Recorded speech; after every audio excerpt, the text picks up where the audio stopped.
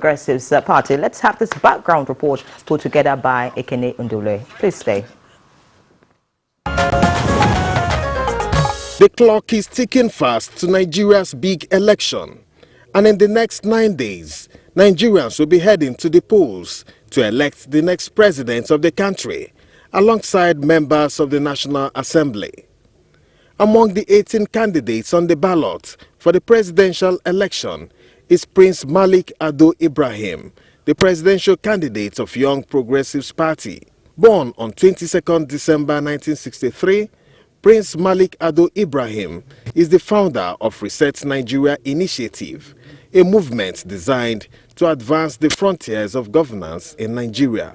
YPP, just like the name implies, is a relatively young political party registered in 2017 to challenge the contemporary political parties in Nigeria. At the moment, the political space is getting heated by the day, with several candidates traversing the corners of the country trying to sway support in their favor. How prepared is the YPP to match the more established political parties in this contest? What is the candidate offering to Nigerians? An interrogation of his manifesto, titled Reset Nigeria Project 2023, A New Beginning, shows that the candidate is resting his campaign on the three cardinals of power, security, and the economy. The manifesto says his mission is to lead Nigeria into the fourth industrial revolution and bring Nigeria into the digital age. On this edition of Good Morning Nigeria, guests shall be discussing the YPP presidential campaign. Many thanks, Ekene Ndule, for that background report. And we have two guests here with us in the studios on the platform of the YPP. First, let's welcome the presidential candidate of the party, Prince Malik Ado Ibrahim. We're glad to have you on the program this morning. Thank you very much. Also here with us in the studios is the campaign director of the YPP. It's Leonard Fellow, Barrister Alex Onyekuru. Onyekuru, we're glad to have you. Thank you so much. Okay. All right. Prince Malik Ado Ibrahim, why do you want to be president of the Federal Republic of Nigeria? I see a country that's listing, and I believe that we need fresh blood, we need new ideas, we need a uniter in chief, and we need to get Nigeria back on its feet. We're listing terribly, and I believe that the generation that I represent that has been missing in the political arena for what seems like forever now, needs to put its energy in reuniting this country as a bridge. And I believe the opportunities that are open to Nigeria need to be brought to the fore for many generations to come, to see that we're not just listing. We need to have fresh ideas. We need new development. And I believe that someone like myself can bring that to the fore. All right, thank you so much, the presidential candidate of the YPP. I'd like to ask Barrister Alex Onyekuru. You are the campaign director. Could you tell us how the campaigns has been so far? How many states you've visited, and what's the response of Nigerians to your message so far? Thank you so much. This campaign season had been a special one. The season had thrown up special challenges that needs a unique and special style of communicating to the Nigerian people.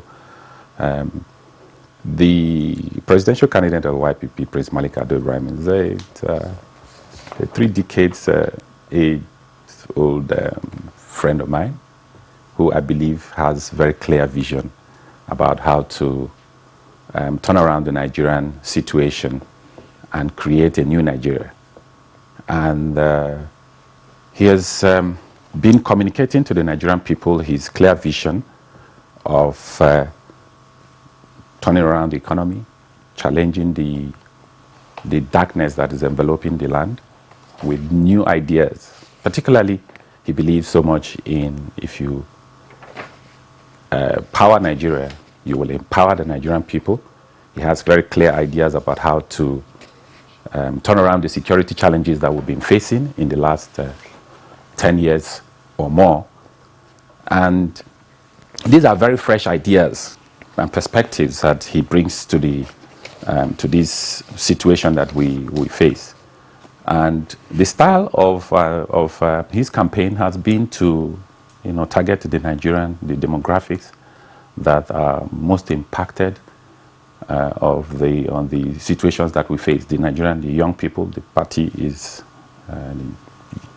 YPP, and if we see and we notice what has happened, and particularly the publications from INEC, this election will be determined by the young people, because they are the most impacted by the failures of the system that we have been visited within the last couple of years. So he's been communicating, he's been around the various parts of the country, sending his messages, and I think they are resonating in various ways and collaborating with the all other stakeholders in the race.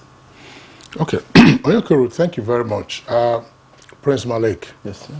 What qualifies you for the office that you are seeking? You say it's part of a generational call. To which generation do you belong? And why do you want to be the standard bearer of your generation? Well, what generation do I belong to? I think the only answer is the lost generation. We have people that have been, if you were in a coma and you woke up, coma 30 years ago and woke up today, you'd see the same names on the ballot. Is that all Nigeria has to offer out of 200 million people? That next generation I'm almost 60 years old, I'm 59, this is my 60th year, and I don't see my ilk running forward, coming forward, bringing new ideas. We're the kind of this plateau of mediocrity. Everything's the same, nothing must move. And once in a while you try to bring new ideas, and it only comes from those two emerging parties. They've sort of dumbed it all down. We cannot rise within these parties. There's no ideology. What am I in APC or YPP or YPP or PDP for? There's an ideology that's missing in politics today. And I believe that I'm coming here to put myself forward. This is not something you do lightly. You expose everything about yourself. I'm a very private individual, but there's a point in time when, whether you're rich or poor, Christian or Muslim, you must feel the pain of what we're going through as a nation.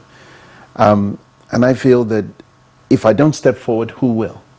And I have to enlighten, I have to educate that younger population that, your country does not exist on its own. It takes people, men and women, to come forward and offer themselves almost as a sacrificial lamb, because you can't please everybody. And so my own sort of natural feeling towards this is I'm a Nigerian. The Constitution, which I'm a party to, because it says we the people, allows me to come and voice my opinion, allows any woman, man, any religion, any ethnicity to come forward and voice their opinion.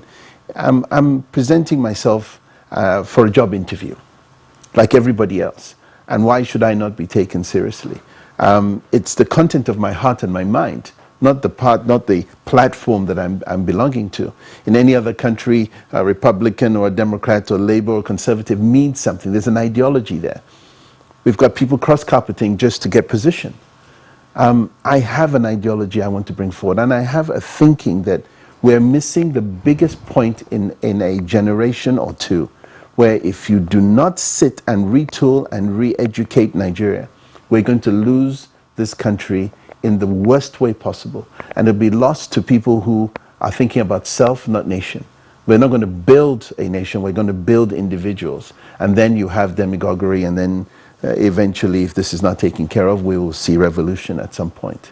All right, Prince Malik, you say you have an ideology you want to bring forward, and if you do not present yourself, who would come forward? Quite interesting. But looking at your profile, it shows that you lived almost all your life outside this country. Yes. What makes you think you understand the challenges of Nigeria and you have the solutions to the problems? I keep hearing this question. I keep saying to myself, what is Nigeria today? Can we define what Nigeria is today? Are we part of the world? Are we an isolated, independent nation that has no connectivity to anybody else? We're a nation that really needs to connect with the world. People come and take from here, from raw resources. and they give nothing back. I've gone outside, I've learned everything, I've seen them, there's nothing different. The color of their skin maybe, but the content of their heart is not different from mine. I have a nation I want to build. I want to live in a great country where the lights come on.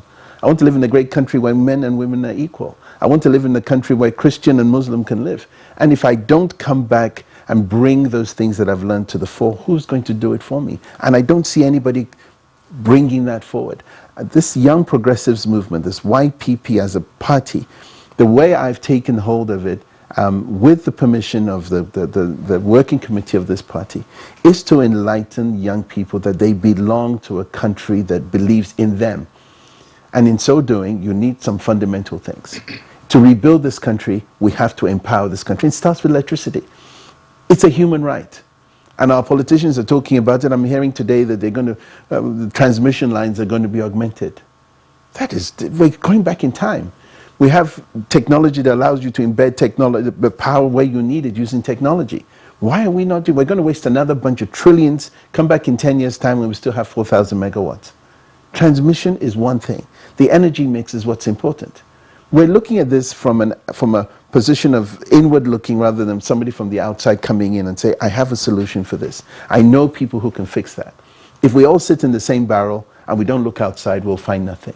And I'm really convinced that unless we have a drastic change in the way politics is run in this country, Ghana, Benin, Togo will surpass us in a very short period of time. Let's talk more about power. If you were elected president, you would meet a power structure, a power infrastructure. Yes. Already, you're complaining about the plans to further expand the transmission infrastructure in the country. What do you hope to do differently? Well, first of all, the transmission infrastructure has been what we've spent over 11 trillion naira on in the last, since 1999. 11 trillion naira wasted because nothing has improved. There's a new thinking in the world of power, using renewable energy, using an energy mix that allows you to take everything that's natural with the conventional and create more value. How can you have 200 million people feeding off 4,000 megawatts, or even 12,000 generated? We keep looking at these numbers like they mean something. The city of Las Vegas has 60,000 megawatts. Yes, it's everything lit up, but they were able to do it. They're using the energy mix. 1 gigawatt of batteries from Tesla is there as a power bank. I mean, the only thing in Nigeria that works today really is a power bank, because if you look at it from everybody's point of view, your phone is charged, it's kept charged, and you're using various ways to do it, even in rural areas. We're sitting in the land of sun and we're not using it.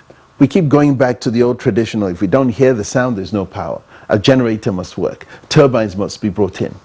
It takes you 4 years to build a proper infrastructure for power. In 4 years, you could put 10,000 megawatts of renewable energy into the most critical part of Nigeria, and you could do it in under a year. Who will do this? Nigerians will do it. No, hang on. Nigerians as investors or Nigerians under the government? Because you say, put this. It requires investment. So if it is government, tell us if that's what you will do. Where will you get the resources from? If there are investors, tell us what new arrangements will be different from the current structure that you will help facilitate as president. Well, quite simply, you've got, God knows how much money they're going to put into this transmission line. For me, it's a pointless, it's just an example of where we're going to waste money.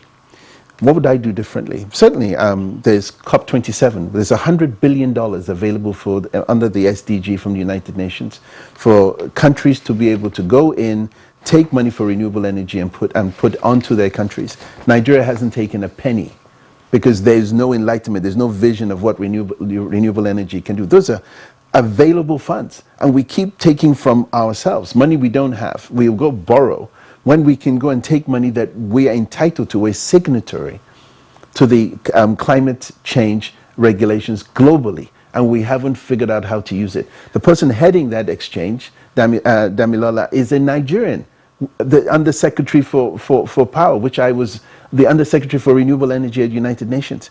I know where the money is, and I'm surprised. I've been when Fashola was Minister of Power. We went, we saw, we signed. There's 1.4 gig of power, renewables that were supposed to be put onto the grid. That was a watershed moment for this country to do the right thing. What happened?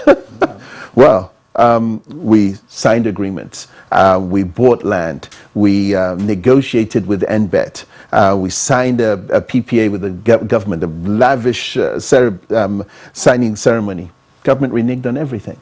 That was a bold moment when this administration should have taken that position in 2016, and nothing was done. Not one piece of glass on the ground. We got people who spent millions of dollars. Investors came in here because they understand 200 million people, 4,000 work, great opportunity, investment opportunity, and we let them down. We let ourselves down, and above all, we let the Nigerian people down. That's the travesty of bad leadership. And people who do not take that moment, that watershed moment in time where you say, I'm going to do it, and you sort of back off at the precipice of greatness. That's not the kind of person I am. I believe that you have to be bold. You have to know what you want. Talking about power, it seems to me like we talk about something that is ineffective. It's sort of this thing we expect. We go to London, we put the lights on. We go to Japan, we put the lights on. We come to Nigeria, we put the generator on. We burn money. Everybody in this country is a country in itself.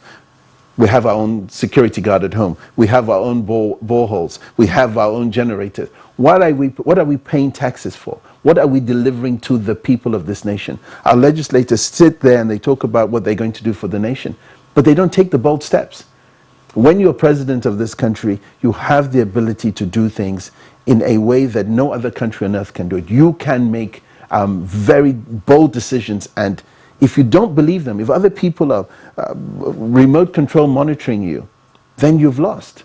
You must come with a plan and execute that plan, and we don't see that happening today. All right, thank you so much, Prince Malik. I've had the opportunity to listen to the presidential candidate of the YPP a number of times, and yes, you know, it's clear that he knows what it is he wants to do when he comes on board and all of that. But we also know that the political terrain in Nigeria is not just about the candidates, it's also about the party. Mm-hmm. Yes, you are the campaign director, Alex. Could you tell us how widespread is your party, the YPP, and then what are you doing you know, to ensure that Nigerians are aware that there's a party, you know, called the YPP, and just so that they can, you know, thumbprint for your party come February 25? Yeah, thank you so much. And this program that he's on now is one of that platforms that he is utilizing to make send out his message and his capability and his capacity to deliver fresh and new governance to Nigerians. And quite a whole lot of it is also happening across the country. And he's utilizing every single available platform, you know, the media, to deliver this message. And also networking. And he also understands the fact that, yes, the behemoth, the two deplorables, as far as I'm concerned, that have held the country down that are holding the jugular of the country are still dominating the space. But there is an opportunity, really, that is emerging. We see an implosion in their camp on a daily basis, and opportunity is emerging for a new Nigeria, which he represents, and sending these messages across, utilizing every platform available. Nigerians are beginning to also know that there is a material that is capable of delivering new direction to Nigeria, inclusive of whatever it is that is other options that are being offered to Nigerians. And he is engaging at every level. And I believe that his message is resonating. And people are, as we go close to the election, yes, the election is in a week's time or thereabout. But this option is available to Nigeria in conjunction with all other options that are out there that is emerging. What you have just listened and heard is that this is a presidential material, a quality material that Nigerians should also be looking at, assuming without considering that we come short of in the elections, knowing that this is not a a dash. We're looking at Nigeria beyond this 2023. He is offering and making himself available for the country to redirect and deliver governance that is measurable, that is impactful. That's what Prince Malik Kadir Ibrahim represents. Okay. Thank you very much. I found it intriguing when Prince Malik said that he belongs to the lost generation. And then you nearly get into the sixth floor of life, as we say, in Nigeria. Tell us something in terms of your thinking. How did the generation get lost? Lack of a compass, or just the fact that they decided to get lost on their own? That's one. The second point, and perhaps more importantly, it would be, if you want to fix something, must you be president to fix it? If this is your first shot, couldn't you also try to fix things from a manageable proportion, or a manageable size? Well, I think you're asking the same question everybody asks in a different way. Why didn't I go to the Senate or the House or governor or something of that nature? You've got people are not the same. The fingers in your hand are not the same. I have a capacity and a capability that I know well. If you don't know yourself, as far as I'm concerned, and your capabilities and capacities, then you're going to you end up in a place where you don't want to be, where you don't have your strength. And I believe that what I've learnt as a businessman, as a military industrial complex man, as a United Nations undersecretary, allows me to just present myself in the way that local politics doesn't work for me. I'm not shy to say I wasn't educated here. I lived 47 years outside this country. And we talk about all these wonderful people, Nigerians, men and women that are heading agencies. A lot of them have lived outside this country, and they'll stay outside, and they'll excel outside. I took a different path. I decided to bring back to Nigeria what I have learned, the experiences. I've worked with 7 presidents in different parts of the world, from Asia and Africa and the United States. I don't see the world as a place Nigeria cannot perform in. I see the world as a place Nigeria can be a performer in, and it takes individuals to do that. You can't get greatness from sitting in the same place expecting greatness to come to you. Even the great explorers of this world, the Marco Polos and people that brought back things to European nations, went out and came back in. I've done the same, and there's nothing. They plundered the places they visited. Let's also note that. Yes, well, I've plundered the educational system, and I'm bringing it back to Nigeria because we need somebody who is educated. You put ourselves, we keep putting ourselves in the position where we look back and say, oh, we could have, we should have, but we didn't. I believe that, look, I'm not here to become president because it's something I want to wear and walk around. I've been blessed with a lot of things that I don't even need to talk about. I believe that Nigeria needs somebody who's a patriot. I'm not looking for self. I'm looking for nation. You're talking about being a patriot, and then you talked about, living for the 7 years outside of this country. Looking at your manifesto, you're focusing basically on power, security, and economy. Yeah. And that makes me wonder if you're not worried about the state of education in the country, because you have enjoyed what quality education is about. Absolutely. Outside of the country. Absolutely. You don't have that in your manifesto. At the moment, we have 20 million school children out of school. The state of education in Nigeria, of course, we know what it's about. So why is that not part of one of the key drivers? Because, like you have said, the education you have gained from outside is what has propelled you in life. So I've had an education that is so vast and so brilliant, and I thank my parents and I thank the Almighty that I have had that education. But what I did learn from that is that the 3 things, or the 4 elements in which are important to me: power. You can't go into a classroom with candlelight. You can't work on the electronics and digital age without power. If you don't have power, you don't have education. Our curriculum, the syllabus from 1990 to 2023 is the same. It hasn't changed. Why? We're still living in that medieval time. and we're bringing that and expecting excellence to come. You don't get excellence from that. You've got to give the enabling environment for brilliance to happen. If I'm in a digital age and the lights don't work, what's the computer there for? Why am I sitting in front of a blank screen? If you want to move this nation, empower it by giving it power. If you want a better healthcare system, empower it by giving it power. If you want better security, empower it by giving power.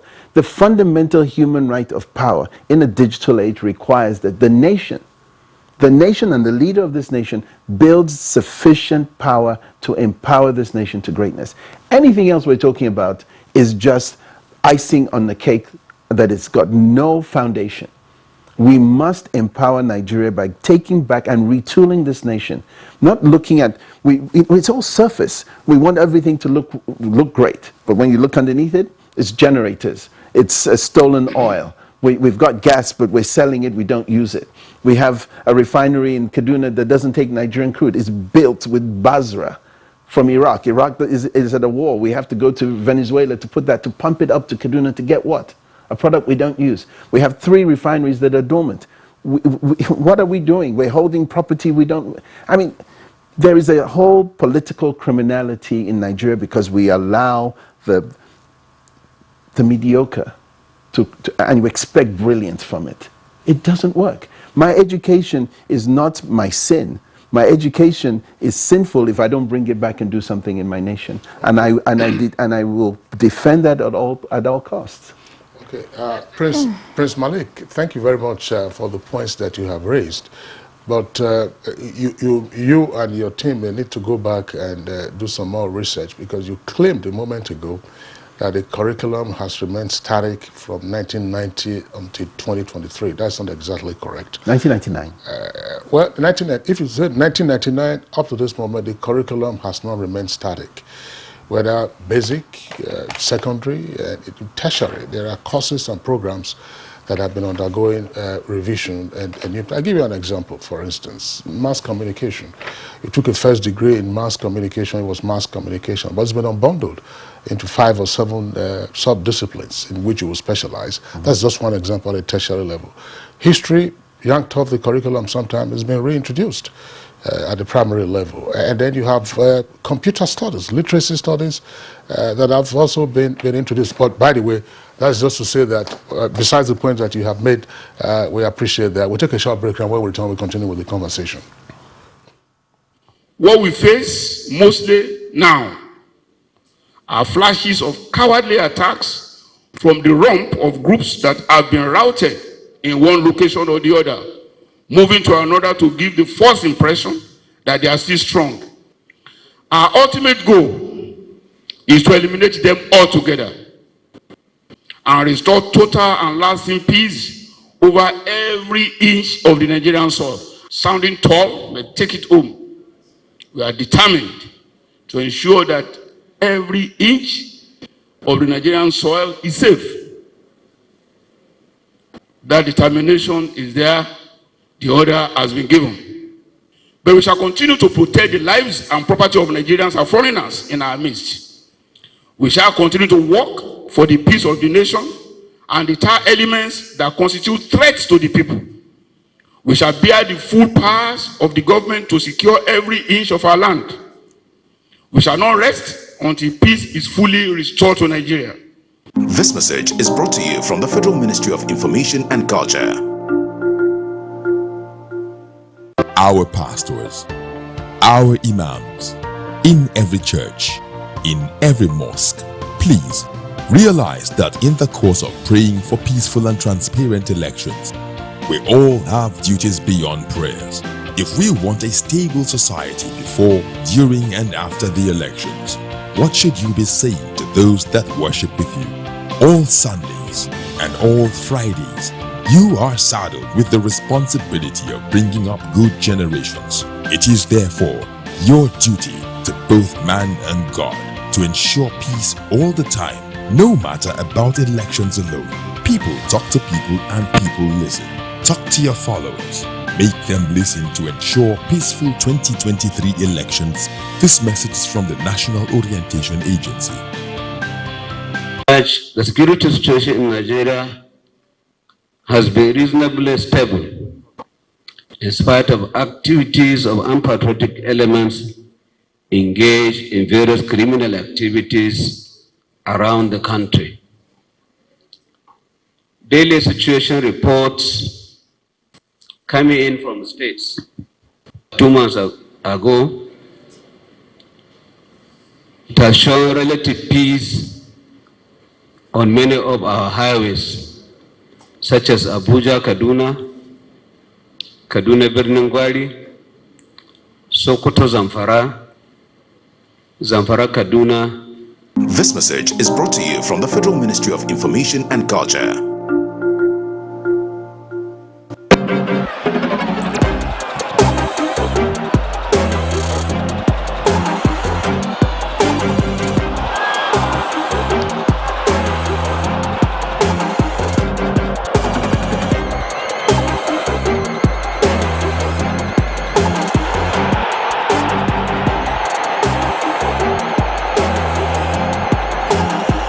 Sportybet sponsors coverage of the Italian Serie A.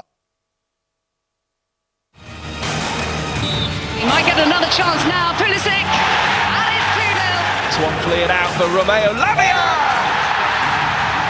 The ball to the far post. Surely it's there. It is there. It's a lovely little. It's Ward-Prowse, and it's quite superb. For Pulisic towards Havertz. A little bit of improvisation, and it falls for Raheem Sterling. In the right place. Sportybet sponsors coverage of the English Premier League. Okay, you're welcome back, and it's still Good Morning Nigeria on the network service of the Nigerian Television Authority. Presidential candidate of YPP and the campaign director are still with us here in the studios. Let's come back to the campaign director, Alex Onyekuru. How tough has the campaign season been for the YPP? Yeah, it's been tough because, you know, we have a very vast land. This is almost 36 or 37 countries in one in Africa. And the resources to go around and cover the nooks and crannies of Nigeria to sell your message has been daunting, but it's a challenge that Prince Malik has embraced with zeal and zest, and knowing that it's not an end. We're looking at this whole election. This is his first time of coming into the political space. I have also not, participated in any political process. So you got your baptism. Okay, so however it goes, but we are very confident and we're happy that his message is out there, and people are beginning to notice and contrast. And all things being equal, we're happy that the behemoth, the two dinosaurs that have that have been holding the country, the jugular of the country, are imploding. And whether we like it or not, Nigerian people will speak next week. And we believe that they will elect a new president. I wish that new president is Prince Malik or any other person that is like him, because this country needs to be liberated, and he is available to contribute to the new Nigeria. All right, thank you so much, Alex. I'll go to Prince Malik now. I've gone through your manifesto not once, not twice. So, I know it like the back of my palm. That's good. Yes. Well, so many beautiful things that you want to do. But I really do not see so much that you want to do as regards women. There's no focus on women, children, and let me add those people living with disabilities. Is it that they're not a part of, the whole plan to reset Nigeria? Well, I think if you look at the manifesto, the executive summary put out there, I personally believe that this is a 50-50 country. I don't see a position that a woman can have or a man can have that is exclusive to either a man or a woman. If you look at sort of the way Nigeria is being put out there as a developing country, we've really failed our people with disabilities, and we failed our women. And I'll give you some basic examples. We build streets without ramps. We put traffic lights without signals for those that are visibly impaired. You go into an office block and there's stairs. How is it's almost a forgotten part of our population. We present women as if they are, ornaments that we put somewhere just to show that we are accepting of that. But where are Nigerian women globally? They're leading.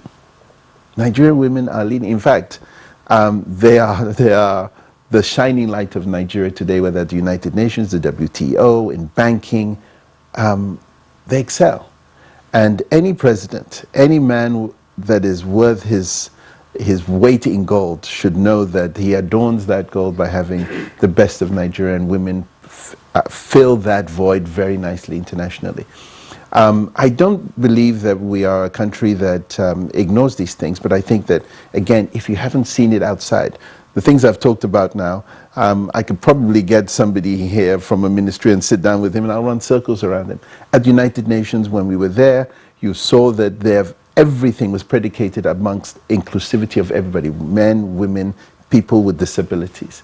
Here we don't do that. We don't build for that.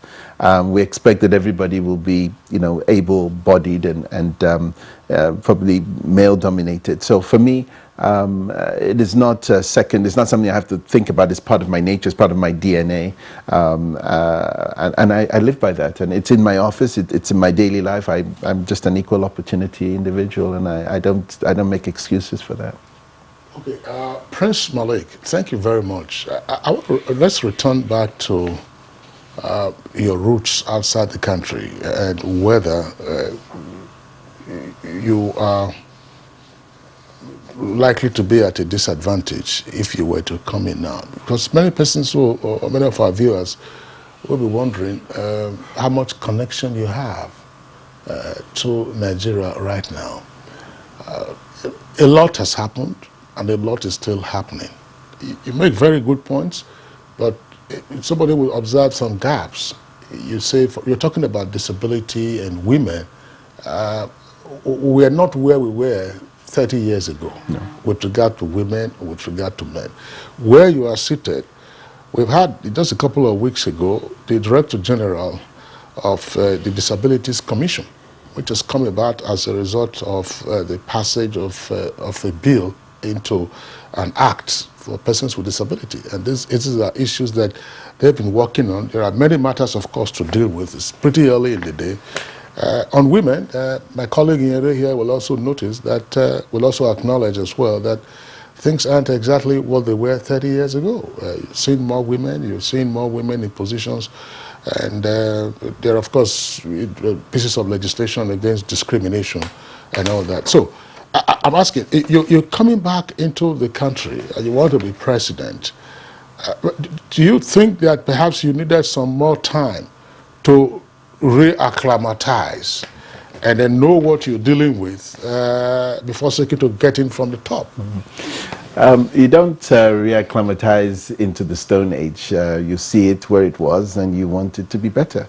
I'm a modern Renaissance Nigerian and an African that sees Africa not in the lens of a colonial person. I see it in the lens of a neo-Nigerian, somebody who sees the best of what we are, and I'm wondering why we're stuck where we are.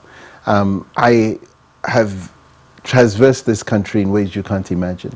I've worked with the military-industrial complex. There is no serving chief in the last 8 years that I haven't sat with and understood the problems of security in this country. I build weapon systems in different countries. I have an industrial complex in Turkey. I mean, I'm a Nigerian that is doing this in other countries. They didn't ask me what country I came from. When they saw my passport, they were a bit shocked, but at the end of the day, it was my talent that came through. I wasn't judged because I hadn't built a weapon. They judged me because of the weapon I built was a modern weapon, and they liked it, and it was useful, and it's being used today. I'm very proud of my accomplishments at the United Nations. I was the first Undersecretary for Renewable Energy from an oil-rich country, from a father that was the first to drill for oil in this country, and I was the number one in renewable energies at United Nations. I don't follow the well-beaten path. I'm somebody who believes that in order for Nigeria to grow, we need to see different things. I don't want to go and learn the past so that I can know the future. I've seen the past. I've been educated. I love history. I've seen where we were, and I see quite clearly where we can be. A visionary has a plan, and he executes it. We come in here with people from the 1980s trying to execute 1980s in the 2023.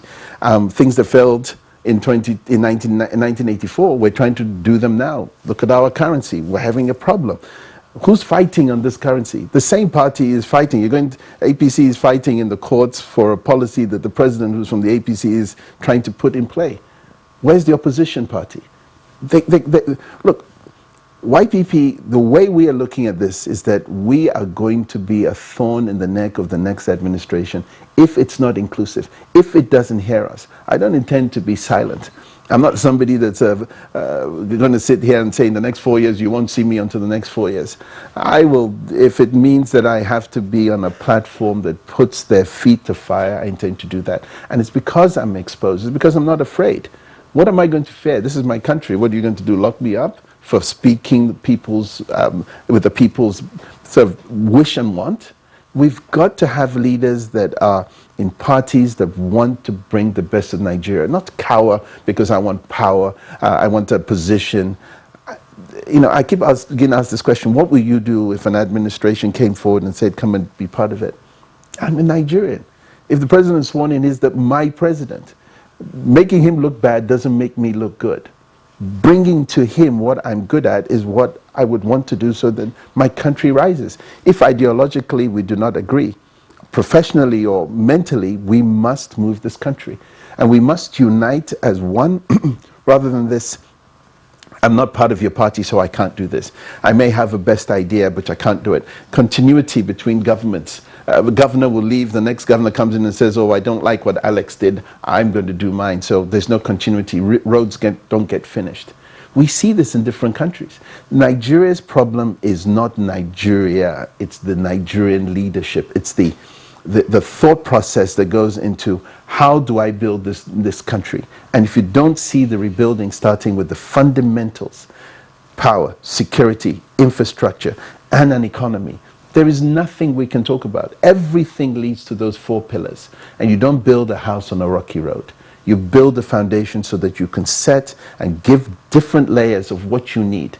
And I will fight this thing to the end because I believe that young people are looking for a champion.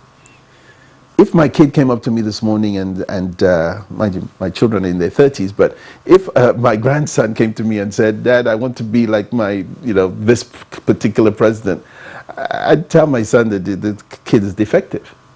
We want our children to look up to the leaders, to feel that he empathizes with me, not to punish me. I'm a citizen of this country. I want to expect that my leader is looking out for me, and that my House of Representatives is looking out for me, and my judiciary is looking out for me. Who's looking out for us today? Is the media. The media is the fourth part of this democracy that is neglected until it's needed every 4 years. And I'm challenging the media from NTA to social media that we need to look at these people. And the job that people like you are doing, they give small parties like me, I can say I'm grateful, but the Nigerian people should encourage you to do more of this, because you need to look into our hearts. Not because I've got money, it's not because I've got a middle call, I've been waiting for this thing to happen, or I'm an Igbo man. What is in your head? Are you smart enough to be the leader of this country? Can you lead? Okay, Prince Malik, thank you very much. As you said earlier, we're having engagements with the presidential candidates and other party chieftains of all 18 political parties. And yours, of course, is one of them. We've done this consistently since the former flag off of campaigns in September last year. Yep. It's to enable Nigerians, listen to others, big, small, medium, or otherwise, and that's part of our role as a national public broadcaster. Before my colleague comes in with a question, I'd like you to clarify something. I said you made a number of very useful points, but at some point you were saying that your father was the first to drill for oil. Yes. Where? In Nigeria. First indigenous company to drill for oil in this country was Niger's Petroleum, 1978. Okay, you said, okay, that's the first indigenous. When you said drill for oil, yeah. I was wondering, I was going to go back to Oloibiri. I was also going, Oloibiri was 1956, that was when struck in commercial quantity, export, of course, 1958. And even before then, in the 1930s, Germans were the first to prospect for oil around the area locations. In my hometown. Yes, Imo, around there. And by the way, our viewers, I'd like their director to focus on Barrister Alex Onyekuru. You've been hearing him, you've seen his visage. We have asked him off camera, and he has confirmed to us that he's not in any way related to Rotimi Amechi, the former governor of Rivers. You see the way he's gesticulating, his intonation. Rotimi Amechi, the former governor of Rivers, and also former minister of transportation. Okay, so while Alex traces his roots properly, at the end of this program, just to be sure, we need to be absolutely sure. I'd like to come to you. We're running out of time. You've spoken a lot, and you talked about power, the things that you want to do to reset Nigeria. But I'd like you to, be specific as regards security, because you talked about building a foundation. And, if we do not have security, there's nothing else that can stand. What do you really think the problem is, and how do you intend to tackle it if you become president come February 25? As I said, I'm so grateful that I spent the time with all the arms of the security apparatus in Nigeria, from the police to the army to the navy to the air force. Gallant men and women. But I still go back to certain issues that we've learnt. I spoke about Turkey, for example. Turkey is one of these countries where the rest of the world did not want them to have superior arms and equipment. And they definitely put them under the cosh. But what happened was a military-industrial complex was developed. They built their own weapons. They developed their own aviation sector. They brought the best of the Turkish ingenuity from companies like Boeing and the various military organizations outside, and they brought them back to Turkey, and they created products that were non-ITAR, non-restricted. We're in a country where if Nigeria even demanded the best of the best equipment and we can afford it, the Leahy law in America will say that you cannot have it. We are banned from having certain types of weapons because they're restricted to places like Nigeria. I would retool. And retool is, we have all these politicians now talking about security architecture, and I'm looking, most of them probably don't know the end of a rifle from the other, will probably blow themselves up. Retooling this country means to get superiority to our armed forces. A man with a gun is a man with a gun. What type of gun is he carrying? Your armed robber, your herdsman, your policeman, army, they're all using the AK-47. We're an AK-47 nation. It does 400 yards accurately, and after that it goes a little bit haywire. Why aren't we using a superior weapon for our military? Why aren't we using M16s or M60s or M2s? Those are more superior weapons. That firepower will shoot through schools. These guys are aiming anti-aircraft weapons with 2,000 meters at our soldiers. 2,000 meters. And I've got a rifle at 400 meters. That is the knowledge that I bring into this. If you do not put power and eyes in the sky, we have an air force.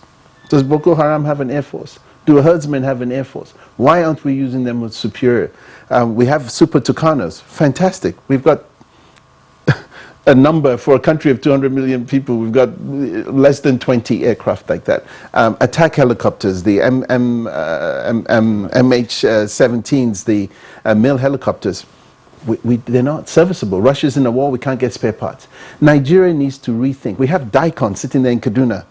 Defense Industry Company of Nigeria doesn't build anything that Nigeria can use. Why? Abacha was producing weapons, pistols. We haven't progressed from where we are. understanding the security architecture of this country is not a word I use. Understanding and re-implementing and retooling it is something that I'm very familiar with, and I'm doing it in other countries. And I think my expertise is even known by the service chief, so I'd say less on that. Prince Malik, thank you very much. You were talking about the use of assault rifles. You were talking about those who have them. We have also seen an assault rifle, but I'm not sure whether it's AK-47, but popularly referred to as AK-47. It has also materialized, at least in one church here in Abuja. And the gentleman, of course, is having a regular chat with the police authorities. Yeah. It's on that note, we'd like to thank you both gentlemen for being our guest on Good Morning Nigeria today. Campaign Director of YPP, Barrister Alex Onyekoro, thank you for being our guest. Thank you so much. Thank you so much. We also would like to appreciate the presidential candidate of YPP, Prince Malik Ado Ibrahim. Thank you for being our guest, and best of luck in next week's presidential elections. Thank you. All right, that's Good Morning Nigeria today. Many thanks for watching. Please join us again tomorrow. Look after yourselves. I'm Kingsley Osadolo.